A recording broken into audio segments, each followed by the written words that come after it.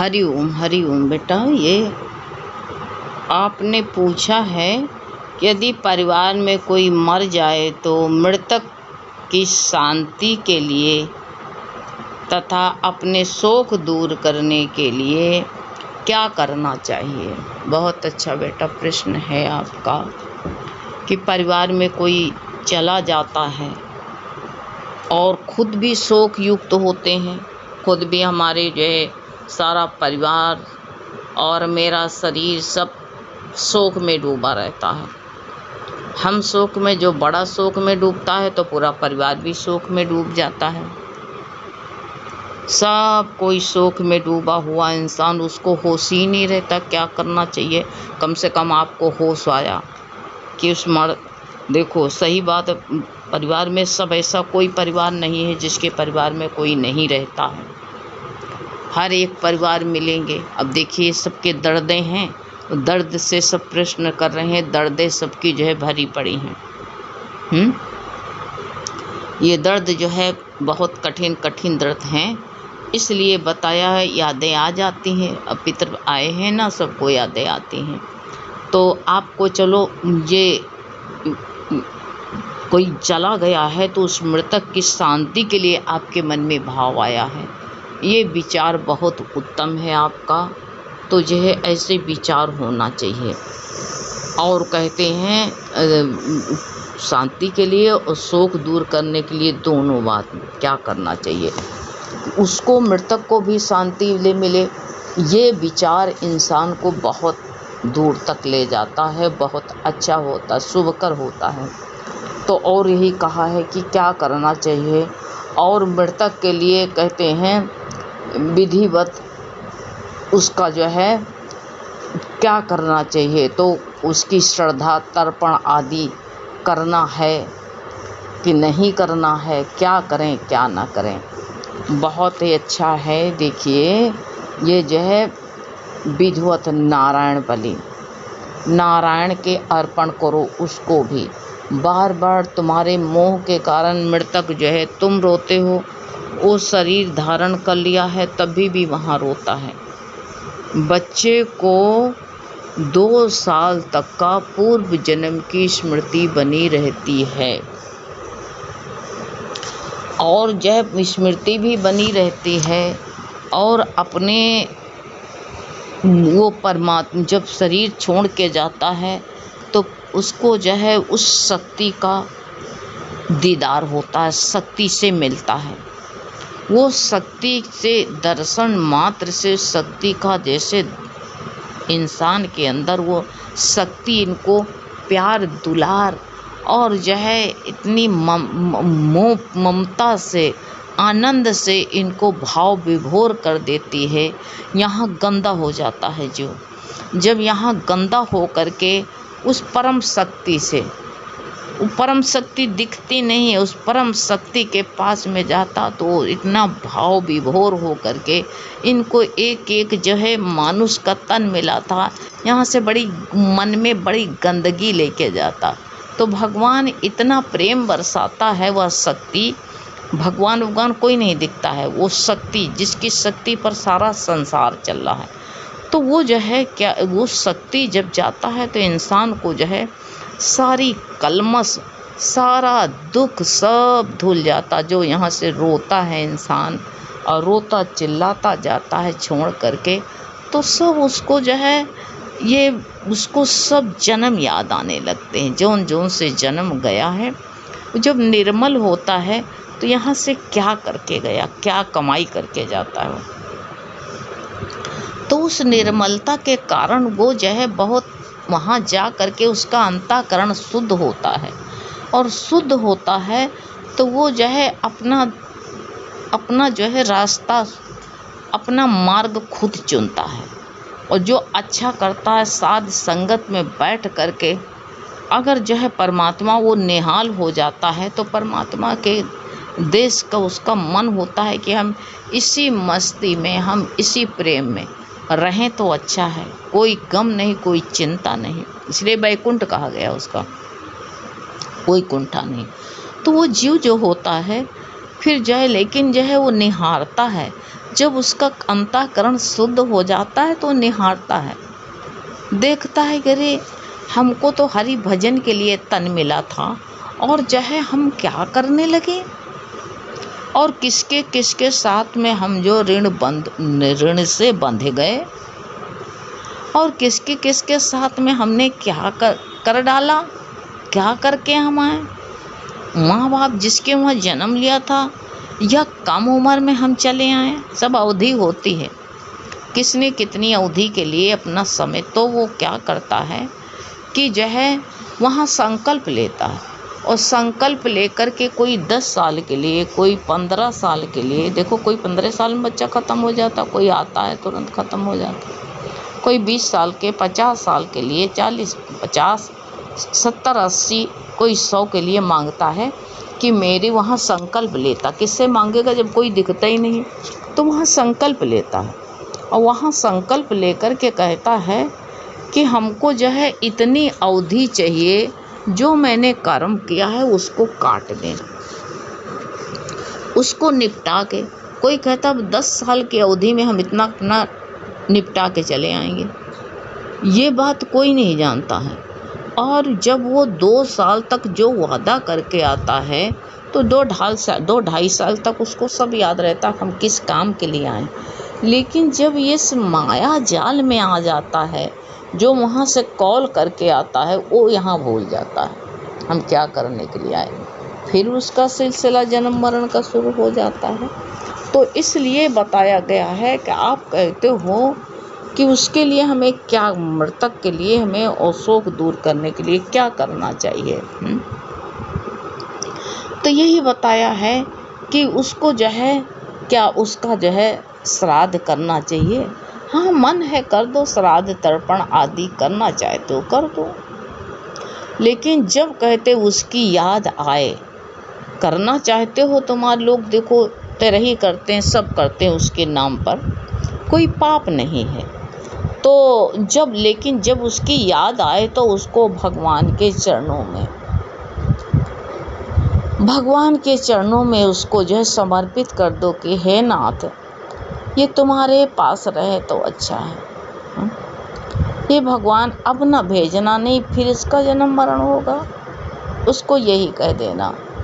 उसके निमित्त जो है गीता का पाठ करो, वो तो लोग करते नहीं, खुद नहीं करते हैं, तो कहते गीता का पाठ करो।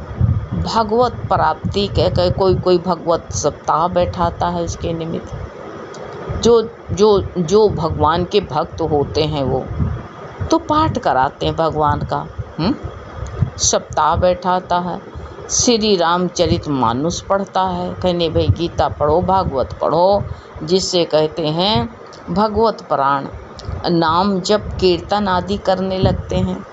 तो जब नाम जप कीर्तन करते हैं और उसका पुण्य उसको समर्पित करते हैं, जैसे आप लोग कहते हो कि जैसे हम लोगों को गुरु ने बताया, पहले हम लोग यही करते थे, लेकिन जब गुरु के शरण में आ गए तो गुरु ने कहा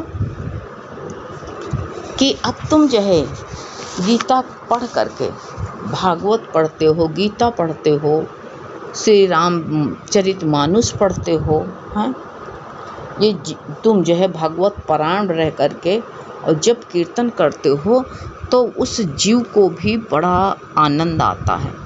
और जो आनंद आता है मृतक को, तो उसने तो अपना चुन ही लिया, लेकिन जो तुम्हारा संकल्प रहता है उसके लिए पुण्य अर्पण करते हो गीता पाठ करके, तो उस जीव को भी यहाँ की विस्मृति होती है और उसको याद आ जाता है कि जो है हम देखो क्या करने के लिए आए हैं।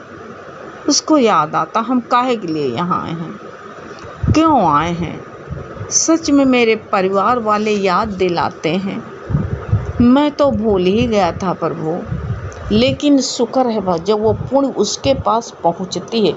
तुम्हारा भाव है कि हम जो को खीर बनाएंगे, पूड़ी बनाएंगे और दान करेंगे तो उसको मिलेगा। तो जब तुम ये कहते हो उसको दान मिलता है, गीता का पाठ है, आप लोग कहते हो कौन सा गीता का पाठ करें। देखो जीव के कल्याण के लिए 8वां अध्याय, और भक्ति, उसको भक्ति का प्रदान करना, आगे भगवान का भक्त बनाना है तो 12वें अध्याय का पाठ करो। लोटा में जल रख लो, 15 दिन सब लोग करो। लोटा में जल रख करके सब, उसके लिए कोई पंडित बुलाने की ज़रूरत नहीं, तुम स्वयं पंडित बनो, तुम शुद्ध आत्मा हो। तो उसके लिए क्या करो, तो लोटा में जल रख करके एक अध्याय गीता पढ़ के और भगवान के समर्पित। हम लोग तो शुरू से ही जो है पहले अध्याय से शुरू करते हैं और 15 दिन में 18 अध्याय कर लेते हैं। और 18 अध्याय करते, सत्संग तो घर में होता है, सत्संगियों को प्रेम सहित जो है प्रसाद अर्पण करते हैं, भोग जय जो कुछ भगवान करा देता है हैं, तो वो जीव आत्मा जो है निःशोक हो जाता और उसको भगवान की स्मृति आती है।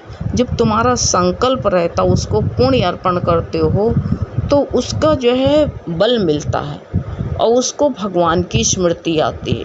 भाई जो दो इंसान, जो जैसे मान लो कोई आया तुम्हारे यहाँ, भिखारी आया, तो भिखारी को तुमने खाने के लिए क्या दिया, दाल रोटी दिया कि मिठाई दिया कि बिस्कुट दिया, वही तो वो खाएगा, उसी को वो खाएगा। इसी तरह तुम जो मृतक तुम्हारे जो हैं, तो उस मृतक को तुम क्या देते हो, ये तुम्हारे ऊपर डिपेंड करता है भैया। उस मृतक को तुम खीर पूड़ी, दान पुण्य, ये गरीबों को भोजन कराना, पूड़ी, चाहे हम देखते हैं सत्संगी हैं लेकिन वो क्या करेंगे, कहेंगे कि भाई देखो हमारे जो है प्राणी मर गया है, हम पूड़ी बना करके ले जा करके वहाँ गरीबों को खिलाएंगे नदी किनारे। इतने बावले हैं, उनको बताओ, हर साल बताते हैं कि तुम जो है गीता का पुण्य अर्पण करो, पूड़ी वूड़ी जो देना है तुम्हारा विचार बनता है, दो जा करके, कोई मना ही थोड़ी है। लेकिन उनको जेल से निकालो तो जहाँ वो जिस योनि में पड़े हैं उनको गीता का पुण्य दो, तो उनको भगवान की स्मृति आए और उनको वही खाएंगे, जो कुछ तुम दोगे भिखारी को वही खाएगा। ऐसे ये जीव जो है अपनी कमाई तो कर नहीं सकता, पराधीन रहता है। हमारे लड़का बच्चा हमको देंगे तो देना ही है, तो क्या दो, देना है तो दीजिए अपना प्रभु जन्म जन्म का साथ। तो वो तो कमाई नहीं करके गया, लेकिन तुम तो कर सकते हो। तुम तो जो है अपनी जिह्वा से और ऐसी उनका कार्य करके उसको अर्पण कर देखो। गीता पढ़ने के बाद क्या कहोगे, भगवान ये यज्ञ का पुण्य अपने पितरों के निमित्त, मर्जी हो नाम ले लो कि फलाने को दे रहे हैं, अपने माता को दे रहे हैं कि अपने पिता को दे रहे हैं, तो आगे उनके अंतर जो है ये शुद्धता पहुँचेगी, तो उनकी सद्गति होगी अपने आप ही। अब ये बात नहीं है कि तुम, अगर तुम्हारा मन है कि हम खीर पूड़ी देवताओं को अर्पण करें, कोई पाप नहीं है। अरे भैया उनको जेल से पहले निकाल दो तो फिर खिलाओ, और सबसे खिलाना उतना नहीं ठीक है। तो वही बहुत लोग करते हैं, उनके निमित्त जो है गरीबों को मिठाई बांटे आते हैं जाके, कोई बात नहीं, तुम्हारा मन है। देखो यहाँ पर कोई रोक नहीं कि रोको तुम ऐसा मत करो, लेकिन ये जो है तो ये तुमको मृतक को प्रसन्न करने के लिए, उसकी उन्नति करने के लिए, उस मृतक को उन्नति करने के लिए, शांति दिलाने के लिए उसका गीता का पाठ करके, और जो है उसको जो है या गीता का, भागवत का, कोई भी रामायण का, कोई पाबंदी नहीं कि नहीं है, सब भगवान के, सब भगवान के हैं। और जो है मर्जी अपने घर में या कहीं सत्संग कथा कीर्तन, कोई मंदिर जाता, कहीं जो कि तुमको जो है जहाँ जो सुलभ हो तुमको हैं, तो ये जो सत्संग में जाओगे, साथ संगत में बैठने से, गुरु का वचन सुनने से शोक नहीं व्यापेगा तुमको, शोक मुक्त हो गए। ये ज़रूरत नहीं है कि हम उनको खिलाई ही दें, वहीं रखें, नहीं। सत्संग की विशेष महिमा है, क्योंकि सत्संग से सब प्रकार के जो है शोक दूर होते हैं। अब नहीं बाहर नहीं निकल पाते हो तुम लोग, सत्संग सुनते तो हो, और जो बाहर निकल पाते हैं तो अच्छा है, और नहीं बाहर निकल पाते हो तो ध्यान से सुनो इसको, जो है गीता का पाठ करके, और अपने जो है वही बताया है कि चाहे बड़े हों चाहे बूढ़े हों, सबको जो है भगवान की उंगली थमाओ, और भगवान की उंगली थमा करके उनकी आगे की यात्रा जो है बढ़ा दो। हैं, ये भी संशय न रहे। कोई भी जो ज़्यादा टाइम नहीं है तो 12वां अध्याय 8वां अध्याय उनके कल्याण के लिए है। तो इसलिए जो है तुम्हारे विचार बहुत ऊंचे हैं, लेकिन जो है याद आई कि हमारे मृतक हैं, देखो प्यारे प्यारे चले जाते हैं। कितने लोग कोरोना में मरे हैं, तो अब तुमको स्मृति तो आएगी ही आएगी, भूल कितना दुख होगा उनसे ना। तो ये दुख जो है मिटाने के लिए एक औषधि है, और इस औषधि का सेवन करो, तुमको भी शांति मिलेगी, इससे तुम्हारा भी मन बहलेगा, और जाने वाला मृतक को भी शुद्धि मिलेगी। इस तरह भाव रखना तो बहुत अच्छा होगा। हैं, बहुत अच्छा बेटा है। हरि ओम।